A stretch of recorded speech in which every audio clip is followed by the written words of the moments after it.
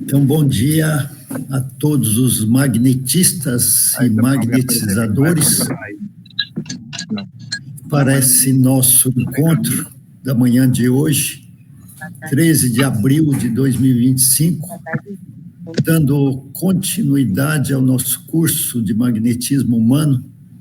Hoje, o nosso quarto encontro, iniciando o estudo da obra de Jacó Mello, que nos propomos a estudar este livro inteiro, que é o livro Magnetismo Humano, e hoje nós vamos falar da introdução do capítulo 1º e do 2º. Então, aí está o livro, tem as descrições todas dele aí nesta página. E falando um pouco do autor do livro, Jacó Mello, um magnetizador com 55 anos de experiência, sendo um estudioso, um pesquisador e praticante do magnetismo humano, é espírita de berço, engenheiro civil, psicanalista, palestrante e escritor. Aí estão alguns dos livros escritos por ele que se recomenda também que se estude. O Passe é um livro antigo, não está sendo editado mais, será editado pela Federação Espírita Brasileira, mas esses demais são atuais. O Cure-se e Cure pelos Passes, o Manual do Passista, o Reavaliando Verdades Distorcidas, o Magnetismo Humano, que é o atual que estamos estudando, e a cura da depressão pelo magnetismo e o tato magnético. Ele também é cantor e compositor e trabalha no LEAN, Lar Espírita Ana Nery, em Parnamirim, em Natal, Rio Grande do Norte. Então, o que o Jacó Mello fala sobre o livro? Ele diz: o livro Magnetismo Humano é como eu vejo, sinto e vivo o magnetismo hoje. Este livro marcará um novo divisor nos saberes magnéticos. E pelo que nós para os cursos, os treinamentos sobre o passe nas casas espíritas, e agora neste livro Jacó inseriu tudo que tinha naquele livro e muito mais, desde a década de 90 até hoje, ele estudando e aplicando o magnetismo. Então, por isso que ele diz que esse livro marcará um divisor de águas, antes e depois dele. É o que tem de melhor em magnetismo humano nas fileiras espíritas. Bom, iniciando com um prefácio que a sua esposa, Lucila Mello, tece alguns comentários. Então, ela diz que o magnetismo chegou até nós porque temos o compromisso pessoal com o cuidar. E aí é interessante nós absorvermos esta frase. Temos o compromisso com o cuidar. E ela diz que o domínio das técnicas facilita a aplicação do magnetismo. Por isso que nós vamos, no capítulo 7º desse livro, detalharmos a parte técnica e depois, oportunamente, combinarmos em cada cidade de irmos com a nossa equipe de magnetizadores do Centro Espírita André Luiz para realizarmos o treinamento prático, porque as técnicas só se aprende. Aí diz ela que naturalizar os movimentos e ficar com a alma livre para perceber o outro, suas dores físicas e espirituais. Então, isso é fundamental. No início, o que a gente percebe é que todos ficam preocupados com os gestos, como movimentar as mãos, e isso fica o foco nos movimentos, na técnica. Mas depois que se naturaliza ou se automatiza, a gente vê nos vídeos no YouTube alguns magnetizadores já práticos, experientes, eles, eu digo que é um balé das mãos, de tão suave que se faz os movimentos e a pessoa não fica mais preocupada com se estar fazendo ou não corretamente o movimento das mãos. E aí desenvolver a compaixão pela dor alheia. Eu acho que esse compromisso com o cuidar passa por esse sentimento, né, de atender, de acolher e de aliviar os aflitos que ocorrem buscando solução para os seus problemas. E diz ela que casos difíceis, onde a medicina convencional nem sempre dá conta de atenuar, o magnetismo pode trazer algum alívio. Então, esse eu acho que é o nosso, assim, o estimulante para nós enveredarmos por esse caminho e nos prepararmos para esta empreitada. É um desafio. Aí, logo na introdução do livro, ele comenta sobre o passe revisitado, ou seja, ampliando o conceito de passe. E para isso, nada melhor do que irmos até a fonte, que é Mesmer, considerado o pai do magnetismo animal. Não que o magnetismo não existisse antes de Mesmer, mas foi ele que deu uma nova cara ao magnetismo, como já estudamos em encontros anteriores. E o magnetismo e Allan Kardec que estão muito vinculados. Nós já vimos também que Allan Kardec estudou o magnetismo durante mais de 30 anos e foi companheiro do Barão do Poté e de outros magnetizadores clássicos lá na França, na época de Kardec. Hoje, mais adequadamente, nós chamamos de magnetismo humano, mas se chamar magnetismo animal também é válido. E aí a gente compreender que o magnetismo é uma ciência, já desde Kardec, ele denomina o magnetismo e o espiritismo como ciências. São ciências irmãs que se complementam e há uma carência de estudos sobre o magnetismo como ciência, para, de mãos dadas com o espiritismo, fazer o que precisa ser feito. Então, magnetismo animal com Mesmer e Kardec. Em magnetismo, nada é igual. Isso é muito importante, porque parece que todo magnetizador é igual, todas as seções de magnetismo são iguais, e ele diz que não. O passe espírita ou o passe magnético, tem diferença de uma coisa para outra? Nós vamos ver que sim. O passe, na realidade, é uma das técnicas do magnetismo, que usa algumas técnicas da imposição, principalmente, e às vezes da dispersão. Mas vamos ver que em magnetismo há uma série de técnicas utilizadas para cada situação. Aí ele descreve o que seria um passista. Hoje recomenda-se no meio espírita nem falar muito de passista, que no Rio de Janeiro e em Salvador, passista lembra muito escola de samba. Mas no meio espírita, quando a gente fala de passista, todo mundo sabe o que é. Mas ele conceituou o seguinte: o que é um passista? Ou um aplicador de passe? É a pessoa que age de boa vontade em favor de quem quer receber algum alívio, mas que quase nunca estudou ou se preparou como deveria para realizar o melhor. São atos de curta duração e seus efeitos imprecisos ou não percebidos. Então, essa página aqui é muito esclarecedora a respeito do nosso conceito sobre o passe convencional, como ele é aplicado na casa espírita. Não que ele não tenha efeitos absolutamente, mas ele,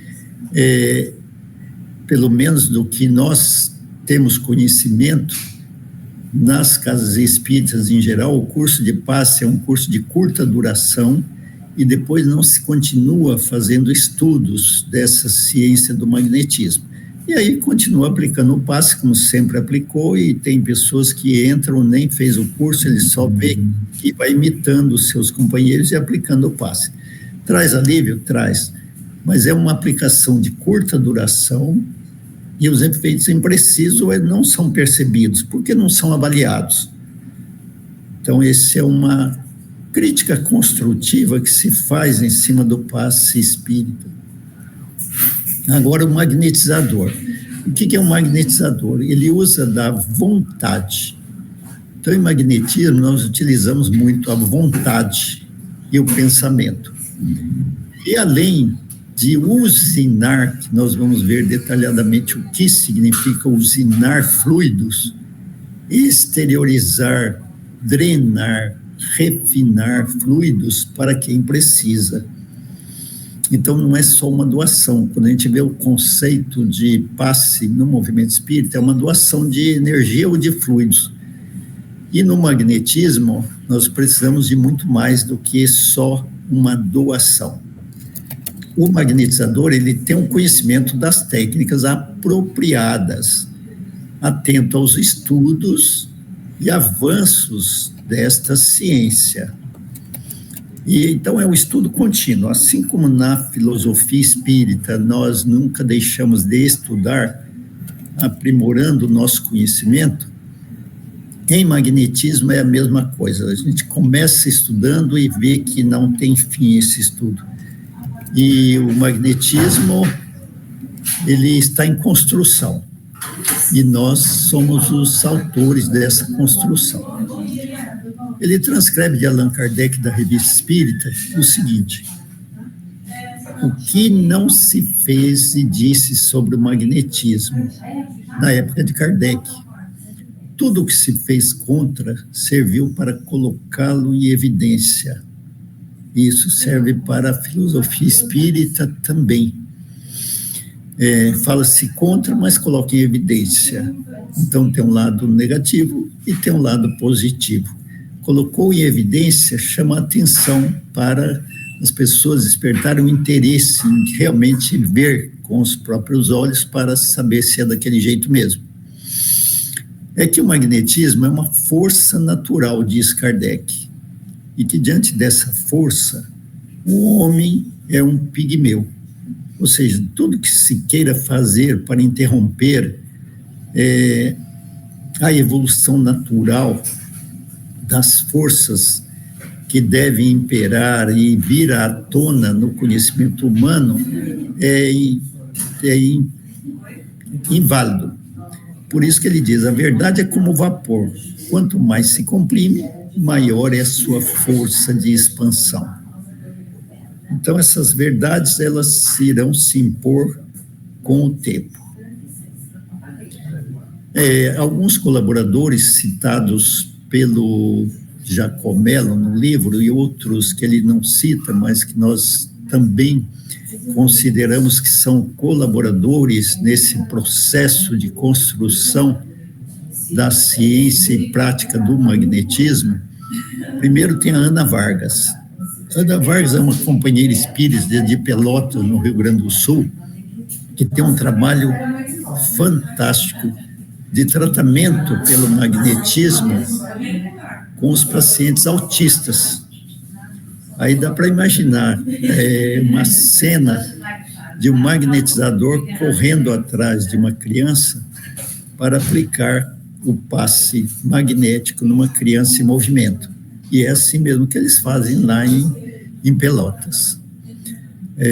A Yara Guerreiro desenvolveu um protocolo, ou seja, as técnicas mais adequadas para o alívio das dores, dos problemas da fibromialgia, que aí está, por exemplo, uma patologia que a ciência médica convencional não traz grandes resultados, alivia, mas não cura. E o magnetismo é possível que traga bons resultados, como nós já temos visto na prática isso acontecer. A Maria do Rosário, também no Rio Grande do Norte, que desenvolveu o protocolo de terapia da circulação pelo magnetismo. O João Francisco e o Wendy Cabral, também no Rio Grande do Norte.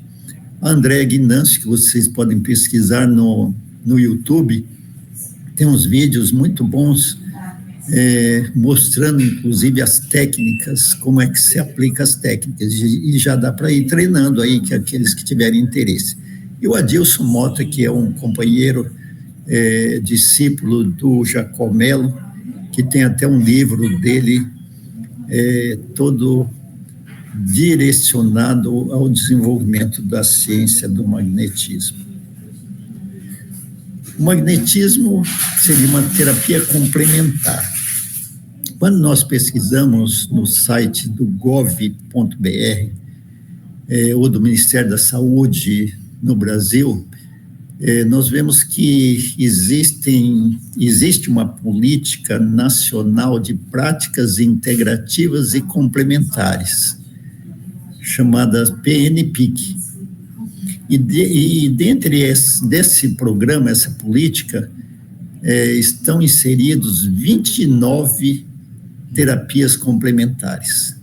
E dentre elas tem o Reiki, que é uma imposição de mãos como uma técnica, e tem a imposição de mãos, que inclusive é aplicada nos postos de saúde das cidades. Algumas cidades já têm essas terapias inseridas como complemento da terapia convencional. Então, em magnetismo, a terapia complementar para essas doenças que estamos vendo aí, trazem muito bons resultados. E, logicamente, que ela é complementar para qualquer tipo de doença orgânica ou emocional e espiritual, como nós vimos aí, as obsessões. Em qualquer situação pode-se usar como complemento das terapias convencionais ou magnetismo. Aí diz o Jacó: magnetismo humano ressurge na hora propícia, momento em que os espíritas começam a despertar com mais lucidez para desfrutar das potencialidades que essa ciência, junto com o espiritismo, nos oferece para o bem geral. Então, nós consideramos hoje, depois de estudarmos o espiritismo por mais de 30 anos, que realmente estava faltando no movimento espírita o estudo do magnetismo como um complemento para o bem geral. Aí diz ele: rogo aos céus que estejamos todos iluminados pelos propósitos do bem, agindo com força do bem e seguindo sob as luzes da imortalidade feliz. Então, essa é a nossa rogativa também. Sejamos abençoados em nosso propósito de fazer o bem, que é fazer a caridade, que é acolher o próximo, que é aliviar os aflitos, que é socorrer os caídos. Bom, iniciando o capítulo 1 do magnetismo hoje, ele inicia com essa frase, que eu acho uma frase que é o enfrentamento dos desafios.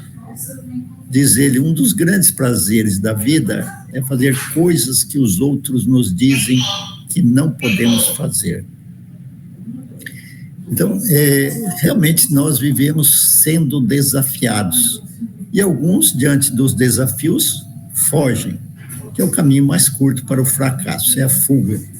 E outros enfrentam, dizem: não, eu posso sim. E aqui vale, eu acho, recordar a assertiva de Jesus, quando diz: se vós credes em mim, podereis fazer o que eu faço e até mais.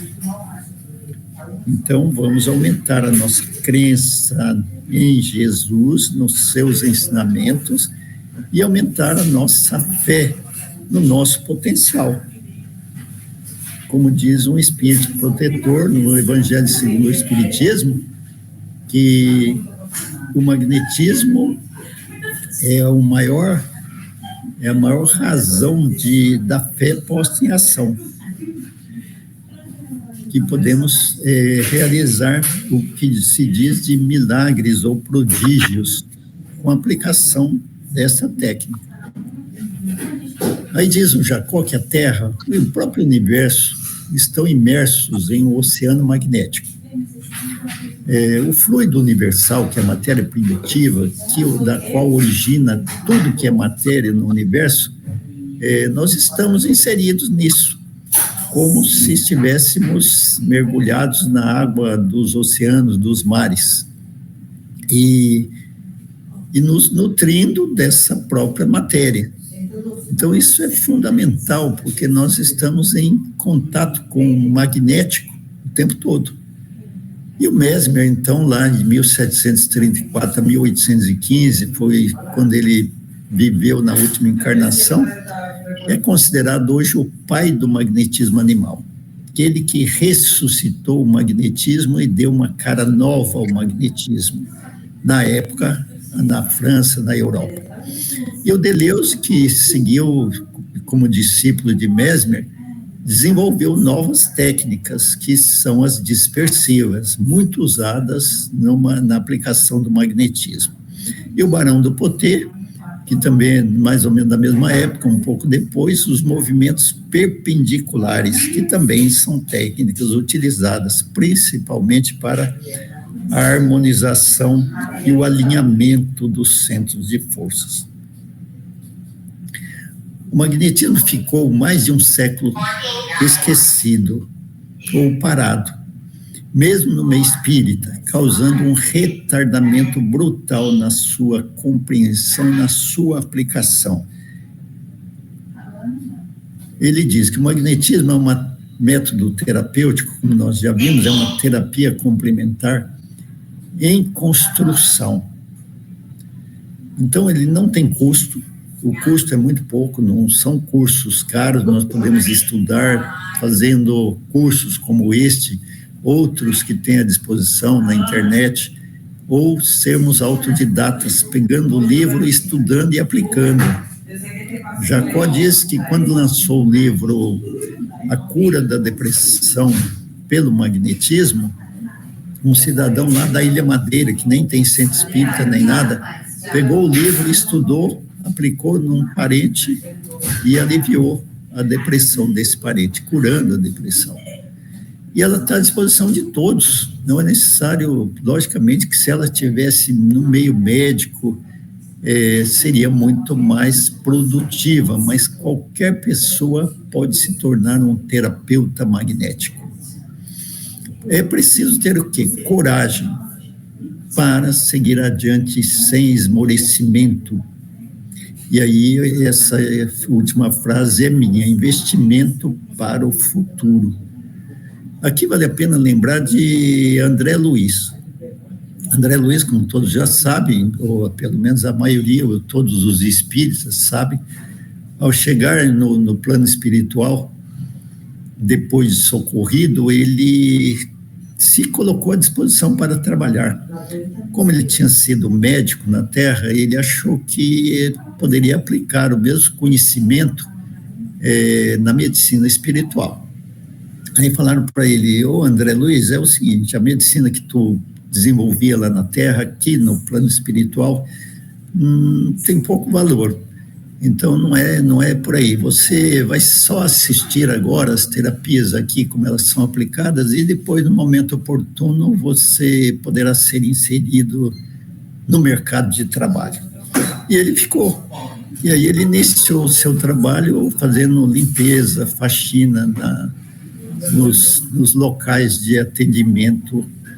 Então, com o magnetismo é diferente. Se nós começarmos hoje o treinamento, é um investimento para o futuro. Nós temos um mercado de trabalho assegurado quando transferidos para uma outra dimensão. Nós poderemos já nos colocar à disposição. Logicamente que teremos que fazer cursos de aperfeiçoamento e se carregarmos os valores éticos, morais, como fala André Luiz, que lá no plano espiritual é necessário que tenha isso. Aqui os espíritos suprem as nossas deficiências porque eles não encontram ainda encarnados preparados adequadamente para essa aplicação. Mas eu digo que é um investimento para o futuro. Aí o Jacó ele vai falar dos mitos, que na linguagem popular de hoje seriam os fakes, as fakes. Então, o primeiro mito de que os espíritos fazem tudo. O magnetizador espírita deve crer nos espíritos. No livro dos médiuns, uma pergunta de número 3, falando de mediunidade curadora, ele diz: há bons magnetizadores que não creem nos espíritos. É uma pergunta. Aí a resposta: os que magnetizam para o bem são auxiliados por bons espíritos. O desejo do bem os atrai. Então, nessa resposta fica bem claro que os espíritos são auxiliares dos magnetizadores e não são eles que fazem tudo. Então, é uma parceria na execução desta tarefa. E ele continua ainda na pergunta de número 4, teria maior eficácia se acreditasse nos espíritos? Aí a resposta: faria coisas que consideraríeis milagre. Então, essa resposta mostra o quê? Um sentido participativo, de cooperação. Magnetizadores e espíritos desencarnados, técnicos em magnetismo, agem em conjunto. Então, acreditando ou não acreditando, mas se vai fazer uma ação a serviço do bem, atrai os bons espíritos, que são técnicos, que entendem do magnetismo, que fazem a parte que nós não conseguimos fazer, ou nos auxilia para potencializar e tornar mais eficaz a aplicação do magnetismo. E aqui vale lembrar que sempre nos cursos a gente reforça: o bom espírito, ele vai realizar 4 coisas nessa cooperação, nessa interferência deles. Eles aumentam a força magnética, eles aumentam a vontade do magnetizador, eles direcionam os fluidos e qualificam esses fluidos, que são coisas que nós não podemos fazer com os fluidos ainda, ou só fazemos parcialmente, e eles melhoram muito isso. Então, é fundamental essa cooperação, essa participação dos espíritos. Mas eles não fazem tudo. É um trabalho conjunto. O segundo mito diz que os magnetizadores são todos iguais. E o Jacó afirma: são todos diferentes. E podem ainda estar diferentes em dias diferentes. Porque cada relação será sempre individual e única. A relação do magnetizador com o magnetizado. A afinidade magnética, ela se estabelece no momento, ali na hora, na prática. E cada relação vai ser uma relação única. Os benfeitores espirituais suprirão nossas deficiências, mas não podemos nos acomodar com essa assertiva e achar: não, a gente faz o que pode e os espíritos fazem o resto. Sim, eles fazem, mas desde que não seja por nossa má vontade ou despreparo. O terceiro mito são os espíritos que magnetizam. Basta deixar a água, por exemplo, ali, que os espíritos magnetizam. Jacó afirma: quem magnetiza a água são os magnetizadores. Os espíritos auxiliam. Então, não só a água, como magnetizar pessoas também é o mesmo sentido. Quem magnetiza são os encarnados. Os espíritos auxiliam e potencializam as ações fluídicas. O quarto mito: os obsessores não entram na cabine de passe. Nas cabines de atendimento magnético, eles entram sim. E nas salas de passe também. É um dos ambientes em condições de atendê-los, diz o Jacó, e devemos estar preparados para essas situações e trazer o alívio àqueles que sofrem essas problemáticas obsessivas. O quinto mito é o centro coronário distribui tudo. Porque quando nós estudamos centros de forças, a gente vê que o centro coronário, ele é o comandante geral do nosso perispírito, do nosso organismo. Mas é um mito que diz que basta impor as mãos sobre o coronário e este distribuirá os fluidos por todo o organismo. Essa é uma meia-verdade, que muitas vezes ele não consegue absorver os fluidos e fica congestionado. Então, por isso, das técnicas para fazer uma boa distribuição desses fluidos e uma harmonização dos centros de força. O sexto mito é que roupas de cor atrapalham. O magnetismo é a ação dos fluidos. Os fluidos magnéticos são captados pelo perispírito, através dos centros de forças. Nenhuma barreira física impede sua passagem. Então, não é a cor da roupa e nem nada físico que vai impedir esta penetração dos fluidos. E o sétimo mito, a luz atrapalha. Então, não, a luz não atrapalha. Pode-se aplicar sessões de magnetismo à luz do sol, pode-se aplicar lá fora, ou no ambiente iluminado, não há nenhum problema. E o oitavo, o magnetismo pertence ao espiritismo. Como eles nasceram próximos, e dá a impressão que não, é anterior ao espiritismo. Já existia magnetismo desde o Egito Antigo, a Índia, a Grécia, e nos primórdios da humanidade já se praticava o magnetismo. E ele pertence à humanidade como um todo. E é um ramo da ciência. Agora, o espiritismo tem condições excepcionais para investigar e empregar de forma eficiente o magnetismo. E o nono mito é a cura só é possível com médium de cura. Isso fica muito claro no livro dos médiuns, quando Allan Kardec fala da mediunidade de cura. E aí tem até uma pergunta que nós já estudamos, de que todo magnetizador pode se tornar um médium de cura? E os espíritos responderam que sim. Mediunidade de cura, ela pode ser espontânea, já natural, ou desenvolvida na atual encarnação, com estudo e aplicação das técnicas do magnetismo. O décimo mito, nem todos podem desenvolver a força magnética. Não, todos podem desenvolver, mas, ou menos potencialmente, mas com esforço nós podemos desenvolver. Agora, as verdades. A primeira verdade é que a obra é fundamental, a obra. Para ser um bom magnetizador espírita, é imperioso conhecer toda a obra de Allan Kardec.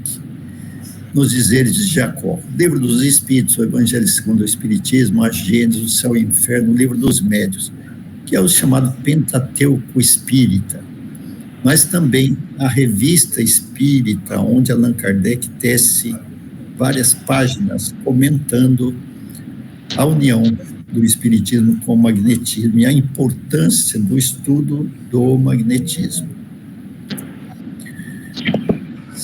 As obras de base, além das obras de Kardec, o ideal é que o magnetizador estude os grandes magnetizadores clássicos, que é o Mesmer, considerado o pai do magnetismo, o Deleuze, que Allan Kardec chamava de o sábio, o Barão do Poté, que teve convivência também com Kardec, o Marquês de Puységuy, e La Fontaine. Esses aí são é a base para se entender o magnetismo na sua raiz. E o saber complementar, que é útil também como uma verdade. Conhecer um pouco de anatomia e fisiologia humana, a embriologia e a patologia. Logicamente que esse conhecimento não é tão profundo como os profissionais da área da saúde, mas um conhecimento básico para entender onde nós estamos atuando e como atuar em determinadas patologias, porque nós vamos trabalhar muito com o comando mental, para que os fluidos atuem corrigindo as alterações que as patologias desenvolvem no organismo. O estudo. Como toda ciência, o magnetismo pede estudo constante e experimentação regular, que é o que Jacó faz. Ele estuda e pratica, estuda e pratica. Então, deve-se ler, reler, refletir, dialogar, discutir, reciclar, experimentar, refazer e prosseguir sempre. Estudar e praticar. E, além de tudo, intercambiar as práticas. A gente vê o desenvolvimento de protocolos que companheiros magnetizadores estão desenvolvendo. Mas Jacó diz que o magnetismo está aí para ser ampliado a sua prática. Ele não está pronto.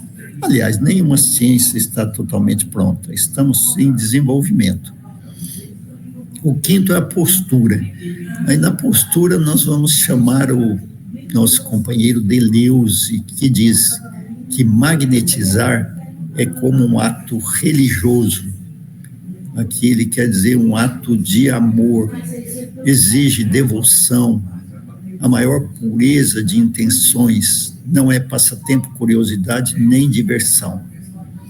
Então, o magnetizador espírita, ele deve estar consciente de que a sua responsabilidade é de se tornar cada vez mais compassivo com a dor alheia e estar pronto e apto para aliviar o sofrimento de nossos irmãos. E assim chegamos ao término desse nosso primeiro momento. Em seguida, nós vamos ter um breve intervalo aí de 15 minutos